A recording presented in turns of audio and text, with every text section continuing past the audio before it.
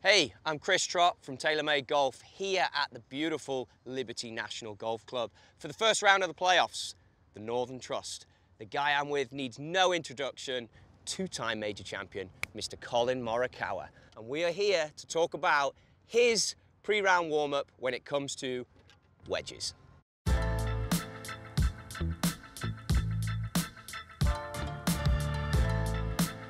Okay, buddy, show me some magic here out the gate.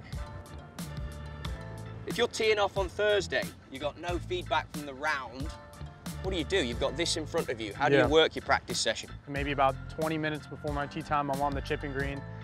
Normally on the range, I'm hitting a lot of 32 full wedge shots with my TrackMan, so I'm going through numbers. And at this point, I'm almost trying to feel those 30 shots that I warmed up on the range with. So if I'm gonna feel a 30-yard shot on the range that I had felt, and then feel like a 30-yard as well, you can now see the reaction on the green. So it's not a case of, here's my golf shot, I want to run it up that hill there. It's more a case of dialing in your feels. It's both. I start with that. Maybe I'll only do 2 to 3 shots, and then I start going into feels. We'll move around the greens, hitting different shots. What are you looking for? I mean, that's an off-speed shot. That's not a full shot, and it grabbed. Yeah. You know, new wedges are so much fun to hit, and I think that's why we love putting in new wedges. And the MG3 here, it has such a softer feel than what I think in the previous models have had before, and I love that because soft feel to me creates more spin, it adds a little more contact, and you might not feel the ball as much, but you know it's climbing the face. You know it's taking the dimples off that ball and really rolling off the face, off those grooves, and that's what creates that spin, and that's what you want to feel. You can see where I'm using this bounce here. So I'm not using this leading edge, I'm using this back bounce. Yeah. And that's what you have to do. I think when you use the leading edge, you kind of stab at it, right? And you're not gonna get the spin. You look at the best wedge players and they don't really take that much of a divot because they're using this back bounce. And I think that's what this wedge really does well, especially with this 8 bounce grind, is that it uses this back bounce and you can hit spinners. Does playing out of the rough come into your pre-round warm-up? 100%.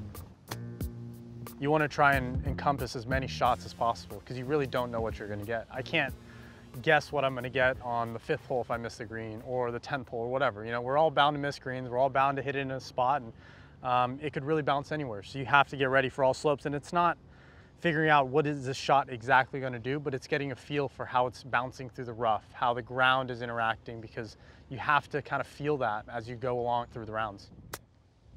You want to use the entire face because that's forgiveness. That's going to give you the option to hit it a little high on the face, still come out nicely, use the bounce. And sometimes with the rough, you just kind of slide it against the face. Let's walk on to the trap. Run me through where this comes in your pre-round preparation. It's one of the last things I do. I probably chip around before, go in the bunker, and then head out to putt a few, and then head off to the tee. So it's about figuring out, you know, what is the course going to be like, and are the practice greens similar to that? I'm really thinking about, okay, we've got a bunker shot. Where would I land it in a tournament? Where am I trying to hit it? Because it's getting me in the same mental space that I'm going to be on the course. And I think that's what a lot of people don't do, is that they're not ready during their practice routine, so they can't flip that switch once they get out there, right? It all starts in this practice warm-up. You famously used the TP5 with amazing control. Last ball I've thrown in there is the X. Would you even consider ball on chip shots when you're picking a golf ball? One of the big reasons why I did switch was because of chipping.